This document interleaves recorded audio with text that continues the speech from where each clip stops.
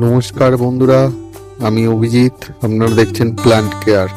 আমাদের ইউটিউব চ্যানেলে খুব শীঘ্রই আসতে চলেছে আশ্চর্য জৈব বুস্টার তরল সার। এই বুস্টার তরল সার কিভাবে তৈরি করবেন এবং গাছে দেওয়ার ফলে গাছের কি বিক্রিয়া হতে পারে, সমস্ত কিছু নিয়ে আলোচনা করা হবে এই জৈব বুস্টার তরল সারের ওপর। এই বুস্টার তরল সার আমরা আমাদের বাগানের সমস্ত ফুল গাছে যদি ব্যবহার করি, গাছের বৃদ্ধি দ্বিগুণ হয়ে যাবে, প্রচুর পরিমাণে ফুল আসবে, প্রচুর পরিমাণে গাছের সবুজ পাতায় ভরে যাবে। এবং এই জৈব তরল সার আমার মনে হয় আজ পর্যন্ত কেউ ইউটিউবে বা ফেসবুকে কেউ কোনোদিন দেখায়নি।